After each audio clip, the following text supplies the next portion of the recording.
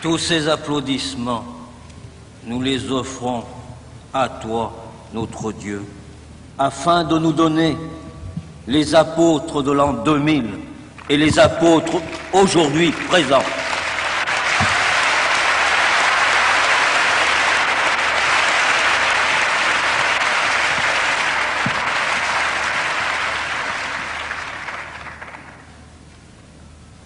Je vais vous donner un témoignage qui va vous montrer, forte et fidèle, l'étonnante liberté de Dieu. Je suis né dans une famille athée. Je n'ai jamais entendu parler de Dieu. Et comme cadeau d'anniversaire, j'ai eu la guerre. Le foyer a éclaté comme un obus. Je serai abandonné. Et à l'âge de 7 ans, je me retrouverai dans les Pyrénées où j'aurai plus de coups de pied au cul que de caresses. À la fin de la guerre, quand mon père reviendra des camps de concentration, il essaiera de refaire un foyer, mais je ne pourrai pas accepter qu'une autre femme que ma maman prenne la place. Et alors je vais fuguer du côté de Marseille, décharger des camions sur les quais de la Joliette. Et là, la police va m'arrêter pour me rendre à mes parents. Mais dans cette attente, on va tout bonnement me mettre en prison, à la prison des Baumettes, chez les mineurs à Marseille. Eh bien, je puis dire que là, j'ai été à bonne école, à l'école du vice. Et quand je serai rendu à mes parents, je vais fuguer, non plus pour aller travailler sur un quai de Joliette, mais pour mettre en pratique ce que j'ai appris dans ce centre de mineurs. Et alors va commencer une vie de délinquant, de petit délinquant. Et à l'âge de 15 ans, je serai condamné jusqu'à ma majorité, 21 ans, pour avoir fait une première attaque à main armée. Pour échapper à ces maisons de correction, bagnes pour enfants de l'époque, on nous donnait à l'âge de 18 ans à choisir, car il y avait la guerre d'Indochine et de Corée. Je me suis engagé, j'ai été blessé, rapatrié en France. Et l'armée, avec une pension dérisoire, me renverra vers mon trottoir. Et alors, avec des amis, je vais mettre en pratique ce que j'ai appris. Et alors va commencer une vie de grand délinquant. Je vais commencer les attaques de banques, de caisses d'épargne et autres. Je sauterai des années de cette vie pour arriver du côté de Laval, dans la Mayenne en 1960. Là, je suis venu faire une affaire, comme à l'habitude, avec mes amis. Et sur un trottoir opposé, il y a un homme bizarrement vêtu, avec une grande robe noire. Et je dis à mes amis, qu'est-ce que c'est que ce pélandron? Est-ce un homme ou une femme? Mon ami me dira, va lui demander. Je crois que c'est un curé. Je vais traverser la rue, et je vais m'adresser à cet homme en ces termes en lui disant « Qui tu es, toi, un homme ou une femme ?» Et il va me regarder droit dans les yeux et il me répondra « Je suis un serviteur de Dieu. Et je n'ai qu'un patron, c'est Dieu. » Car il a vu effectivement mes mauvaises intentions en traversant ce trottoir. J'ajouterai que ce bon curé, Paul Lézé, est toujours vivant et qu'il a 87 ans.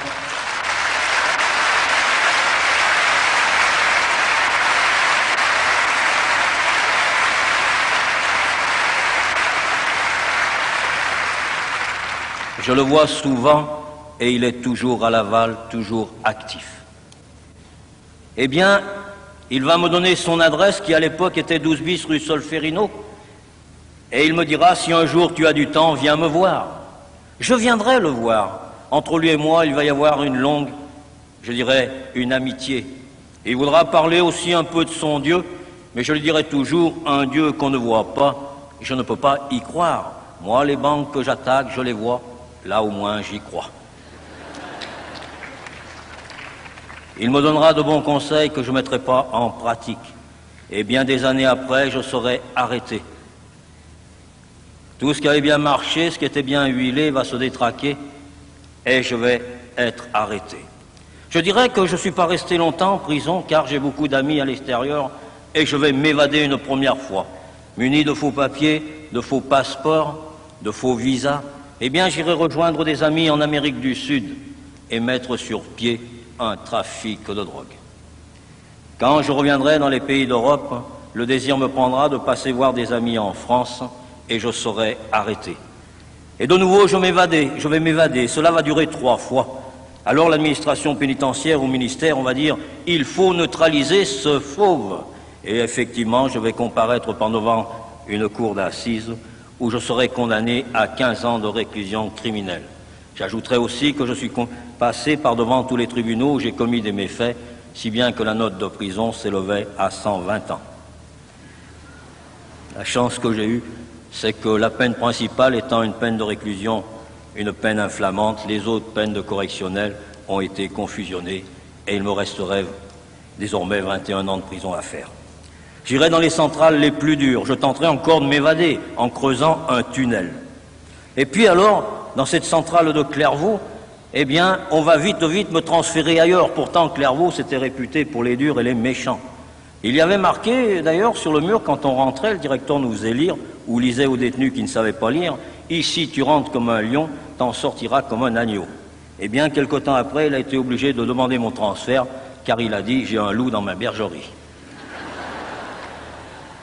Je suis arrivé à Château-Thierry. Château-Thierry, c'est la centrale qui accueille les détenus comme moi, un peu fous, rêvant de liberté et d'évasion.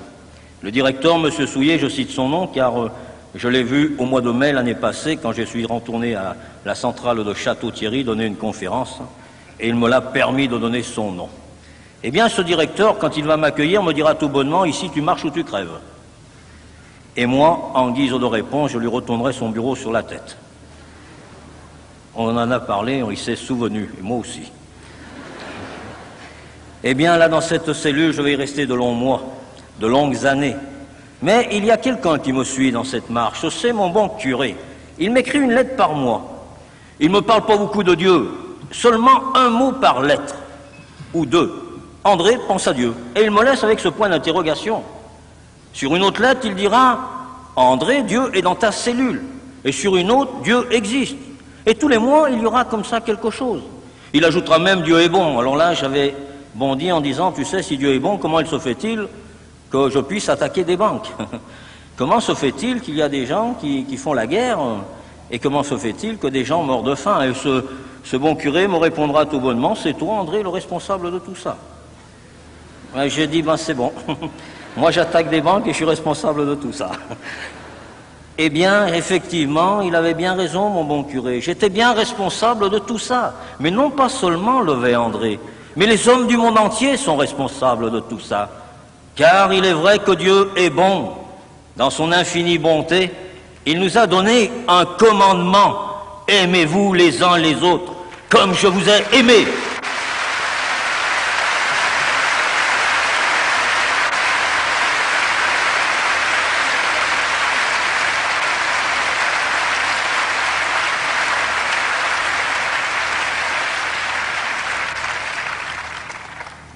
Et oui, au nom de aimez-vous les uns les autres, eh bien, nous allons nous faire la guerre. Au nom de aimez-vous les uns les autres, on va affamer des peuples.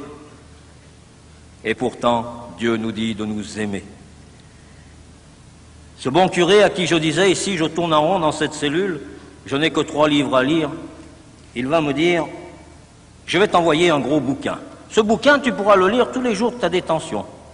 Tu pourras le lire aussi quand tu seras libre. Et il avait ajouté, chose étonnante, tu pourras le lire aussi quand tu seras mort. Alors là, j'ai dit, il est fada, ce curé. Qu'est-ce que je peux lire quand je serai mort? Et ce bouquin va arriver. C'était 4 gros évangiles reliés. Le surveillant qui va me l'apporter avec précaution, car il est vrai que j'étais tellement méchant qu'on se méfiait. Et ce bouquin, quand il va me le donner, il me dira « lis-le car il peut t'achazir ». Il était passé à la censure, ce bouquin. Eh bien, effectivement, mon curé me dira « est-ce que tu l'as ouvert, ce bouquin ?» Je dirai « non, je ne l'ai pas encore ouvert ». Car effectivement, quand on va me donner ce livre, je dirai « mais de quoi ça parle ?» On me dira « de Dieu ». Et je dirai « ça y est, le bon curé me balance son bon Dieu dans la cellule. » Et alors, ce livre, il m'avait dit aussi « tu pourras le lire, mais tu pourras l'ouvrir comme ça, n'importe où. » Alors je me suis dit « tiens, un livre qu'on ne lit pas de la première page à la dernière, bizarre. » Mais un jour, effectivement, je vais l'ouvrir, ce gros bouquin. Ce que je dis là, en peu de temps, a duré des années, 10 ans.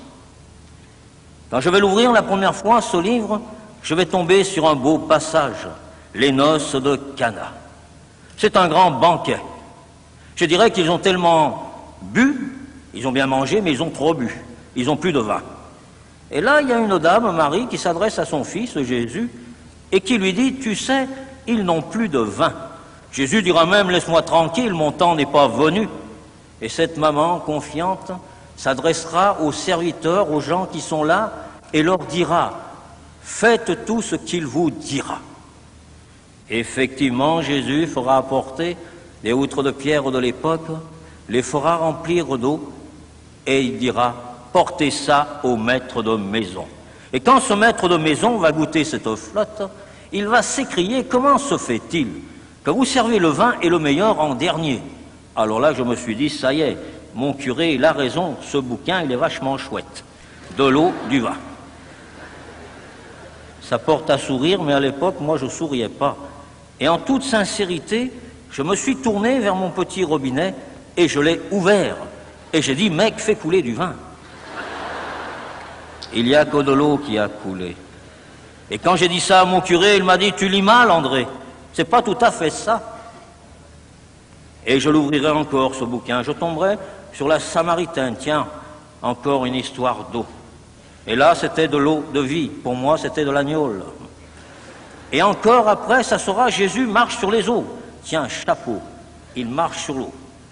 Et puis, je l'ouvrirai encore, je tomberai, ce Jésus guérit des malades. Alors à mon bon curé, je lui disais, il est médecin, ton Jésus. Plus loin, les paralytiques marchent, les aveugles y voient. Je dirais, mais il est chirurgien, ton Jésus. Et alors je tomberai sur le passage de Lazare.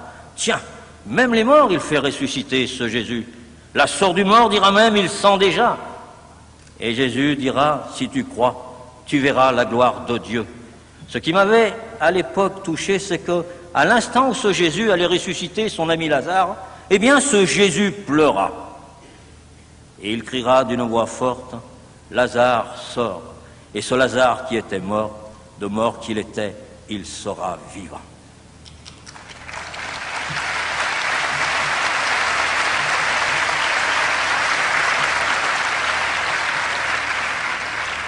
Ce bouquin encore, je vais l'ouvrir une dernière fois avant ma grande rencontre. Et quand je suis tombé sur cette histoire très longue et très triste, alors je me suis posé des questions. Et j'en poserai beaucoup à mon bon curé. Ce Jésus, eh bien, on l'a arrêté. Ce Jésus, on va le frapper. On va lui donner du coup. On va lui cracher dessus. Et il devait être que plaie et que bosse et que sang. Et qui plus est, ce Jésus, on va le mettre en parallèle avec un bandit, à savoir des deux, qui sera libéré ou condamné à mort. Et là, cette foule hurlante va demander la libération du bandit et va demander la condamnation à mort de ce Jésus pour tout le bien qu'il avait fait. Car autant que je me souvienne, à chaque passage que j'avais ouvert de ce gros bouquin, il n'y avait que des belles choses, il ne parlait que de l'amour, que de fraternité. Eh bien, pour tout cela, ils te l'ont cloué sur une croix. Et à côté de lui, sur deux autres croix, il y a deux bandits de mon espèce.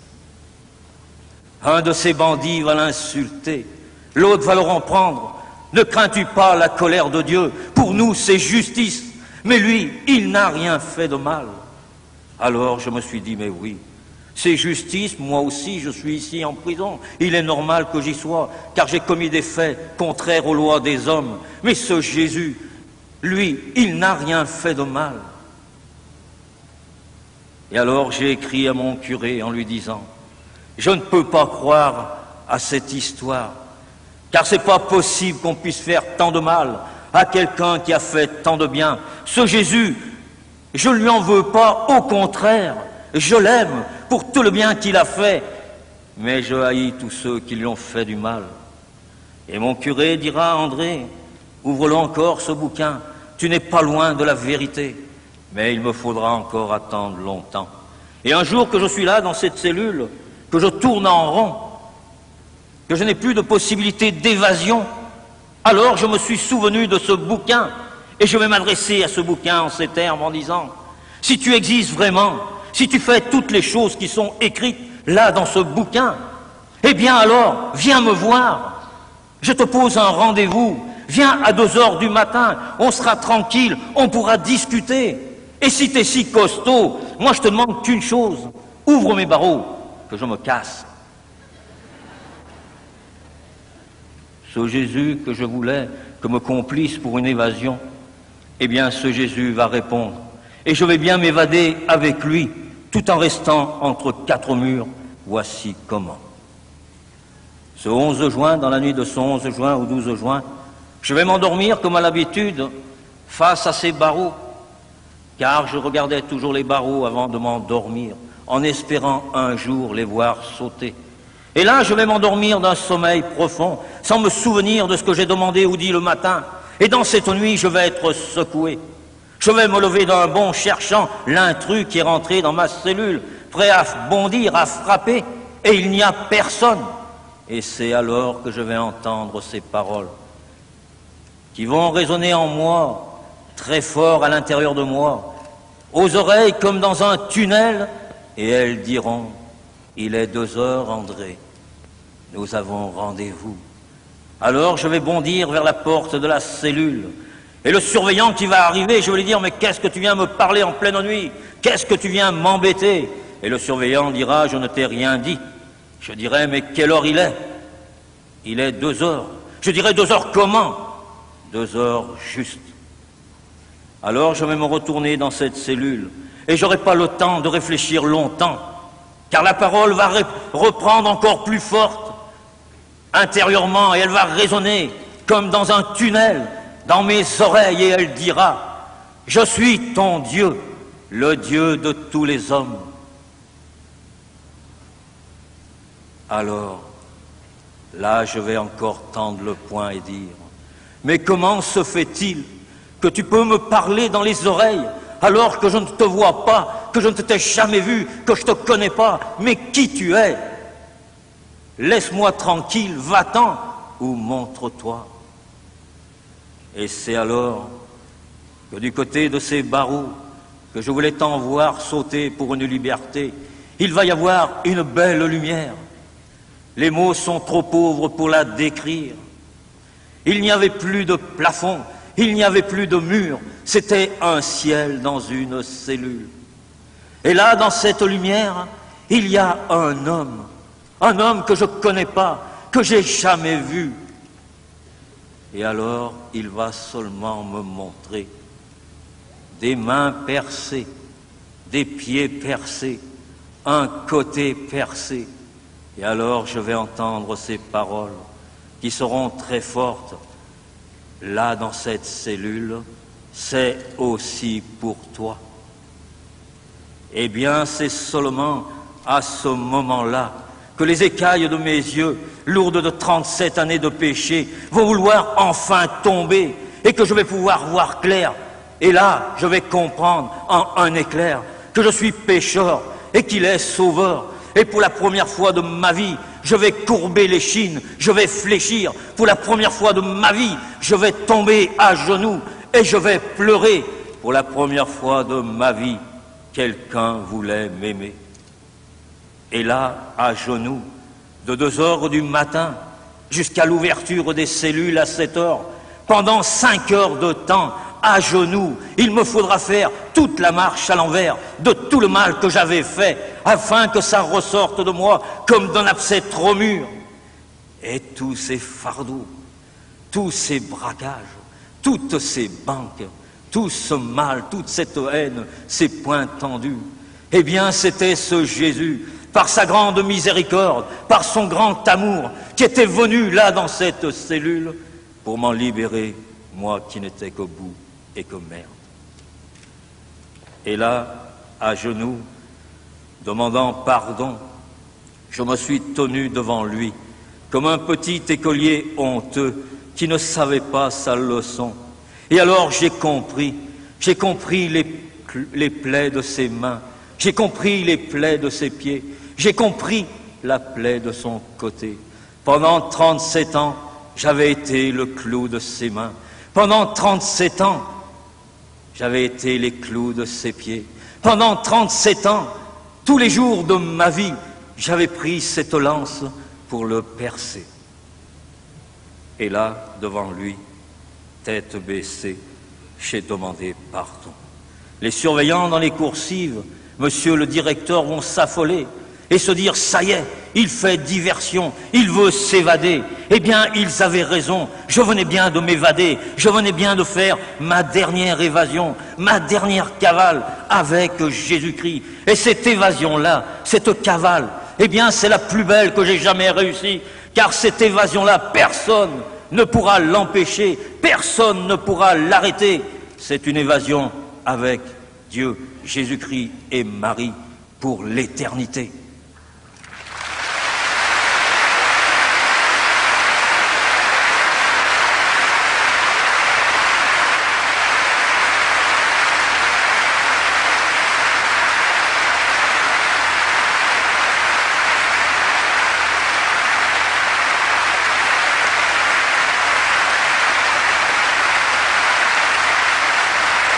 Merci Seigneur, à toi Seigneur, tous ces applaudissements à toi Seigneur. Je voudrais seulement ajouter, car je crois que je dépasse un peu mon temps, que désormais quand je suis sorti de prison, 6 ans après, car je suis encore resté 6 ans dans cette cellule, pour que cet artiste divin, ce Dieu, puisse en sortir de ce bloc de marbre, de ce bloc d'athéisme, le petit témoin que je deviendrai. Et quand je suis sorti de cette prison, eh bien je voulais être prêtre. Et je ne l'ai pas été. Mais ceux qui m'ont dit que le Seigneur ne m'attendait pas derrière les murs d'un séminaire pendant de longues années avaient raison, car il m'attendait vers le plus pauvre, le plus démuni, le plus petit, car j'étais de la rue, j'étais du Christ pauvre. Et alors j'ai été dans la rue, vers le petit, vers la prostituée, cette femme mal aimée, vers ce clochard, vers ce drogué. Et après je suis rentré dans les écoles, parce que les écoles, c'est important. C'est la société, ce sont les apôtres de demain, les apôtres de l'an 2000. Et c'est vous qui la ferez, cette société, ces apôtres de l'an 2000. Vous les ferez, oui, vous. Et vous ferez mieux que ne l'ont fait les anciens. Car quand je me retourne derrière moi, je ne suis pas fier de ce que j'ai fait, mais je ne suis pas fier de ce que nous ont légué nos anciens. Et alors je suis sûr que vous la ferez avec plus de partage, plus d'amour, de compréhension et de justice. Et il y a 5 ans, de nouveau, je suis rentré dans les prisons, revoir mes frères détenus, faire une chaîne d'amitié entre ceux de dedans et de dehors. J'ai établi des correspondances et je puis dire que dans le 2e livre qui sortira au mois de mai, eh bien, vous comprendrez tout le travail que je fais avec Jésus-Christ, Dieu et Marie.